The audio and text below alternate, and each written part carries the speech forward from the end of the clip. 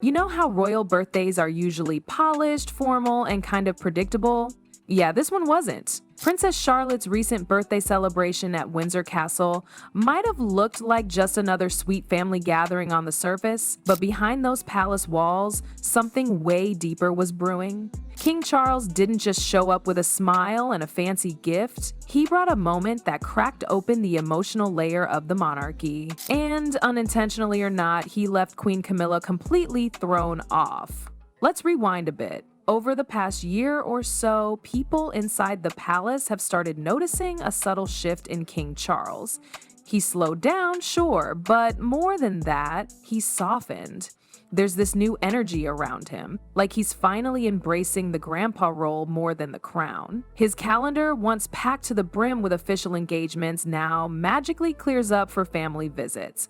And the change isn't just emotional, it's physical too. Rooms that used to be stiff and regal are now filled with children's books, paints, and tiny chairs. The palace is becoming a playground, but the spotlight in all of this? Princess Charlotte. There's something about her that's made Charles open up in ways he never really has. It's not just love, it's admiration, the way she carries herself, her curiosity, even the way she keeps her younger brother Louis in check. People say she reminds him of Diana, not in some cheesy way, but in the quiet strength, the confidence, the grace. And that has made her special, not just in the public eye, but in Charles's private world. Now, Queen Camilla, who's always been polite and steady in the background, noticed this bond growing fast. And while she supported it publicly, behind closed doors, it got under her skin. It wasn't just about Charlotte getting attention. It was about Camilla slowly realizing she might no longer be the person Charles shares everything with. That silent shift hit her harder than she expected. So fast forward to Charlotte's birthday. Everyone thought it was going to be a warm, low-key celebration, but Charles had something else in mind. He walked in carrying this sleek red leather box with the royal crest, holding it like it carried a crown jewel, and then he asked for a moment alone with his granddaughter.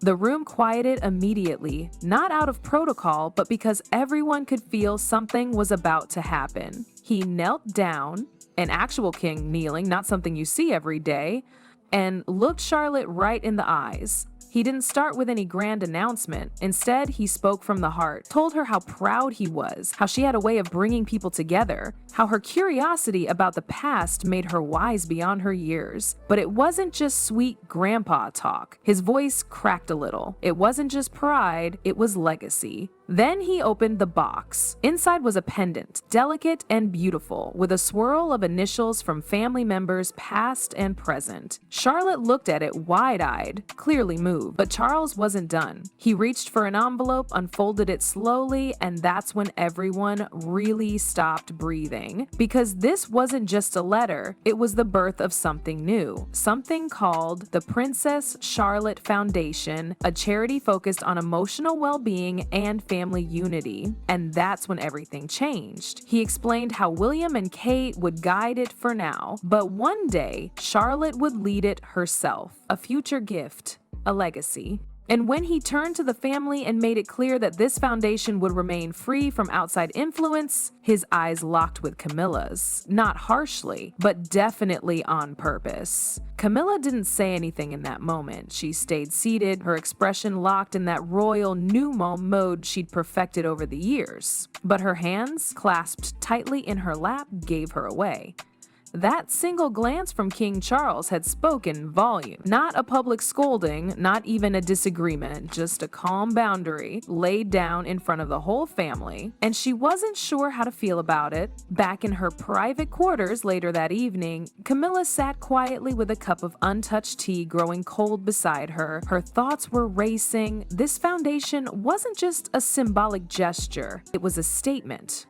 Charles was carving out space for Charlotte in a way that Camilla had never expected, and it was all happening without her input. That was the part that hurt the most. For years, she had been the steady presence beside him. Through scandals, through transitions, through public judgment, she'd earned her place slowly, through patience and consistency, but now there was this emotional current flowing through the family, one that she wasn't part of. Charles and Charlotte were connecting on a level that felt more spiritual than royal, and that realization made her feel oddly dispensable. She hadn't even seen the document.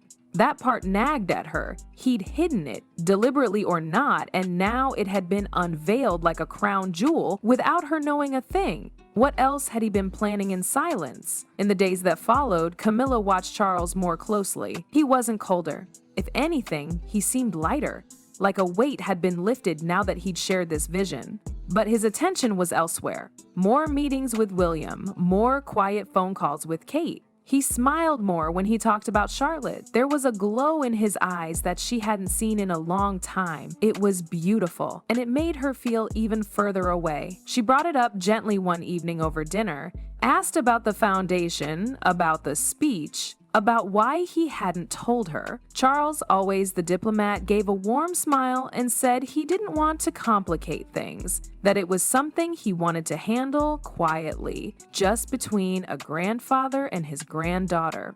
That was supposed to be comforting, but it landed like a brick. Camilla nodded, even smiled, but later that night when she was alone again, she picked up the phone and called her sister. Her voice was tight. Not angry, just tired. She talked about how things were changing in the palace, how the staff had started bypassing her on decisions involving the Wales children, how she felt like a spectator in a family she'd helped hold together. What stung the most was the unspoken comparison. No one said it aloud, but everyone could feel it. Charlotte reminded people of Diana, the elegance, the warmth, the quiet strength.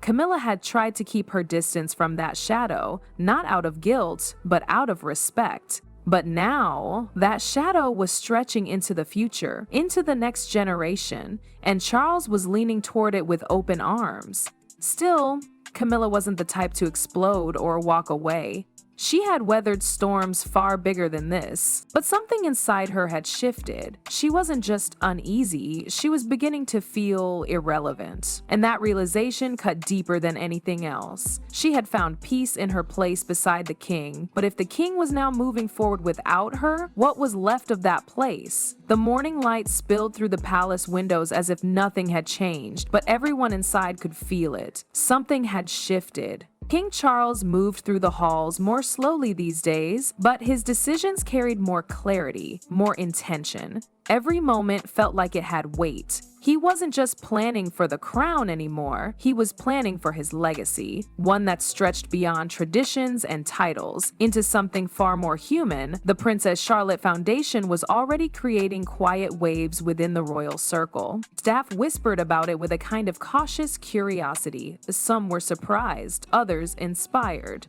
It wasn't often the monarchy led with emotion, but that was the whole point. The foundation's purpose, emotional well-being, family unity, felt like a subtle rebellion against the very structure the monarchy was built on, and yet it felt needed, real, timely. William and Kate understood the responsibility. They weren't just the Duke and Duchess anymore, they were the guides of the next era. The foundation was meant for Charlotte, yes, but it also symbolized a new direction, one that moved away from cold ceremony and into heartfelt service. William, always more stoic, accepted this shift like someone who had been preparing for it quietly. Kate, thoughtful and composed, embraced it more visibly, already making plans with the team, already shaping the identity of what this initiative could become. Charlotte, young as she was, didn't fully grasp the political gravity behind it all, but she felt the importance. Her pendant hung from a delicate chain around her neck, and even though it was slightly too big for her now, she wore it proudly. It wasn't about the gold or the design, it was the feeling it gave her, like her grandfather truly saw her not just as a princess, but as a person.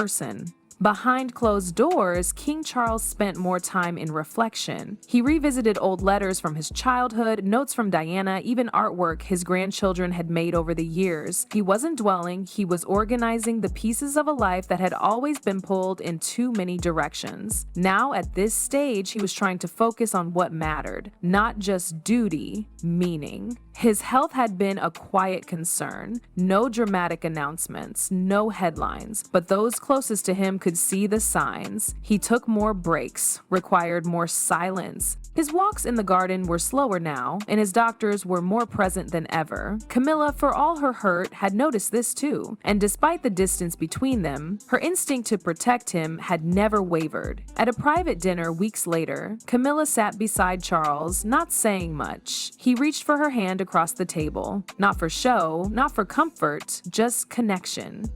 It wasn't an apology, it was recognition. She had been there through everything, and even if she wasn't part of this new vision the way she had hoped, she was still a piece of his heart. Charlotte's role in all of this wasn't about power, it was about presence. She became a symbol of something rare inside the palace: empathy. In a world driven by duty and image, she carried an authenticity that couldn't be manufactured. Didn't ask for influence. She simply earned trust. King Charles had planted something more than a foundation. He'd planted a future rooted in emotional truth. And even as he aged, even as the monarchy evolved around him, he knew he had done something lasting. Not just for Charlotte, not just for the crown, but for the soul of the family itself.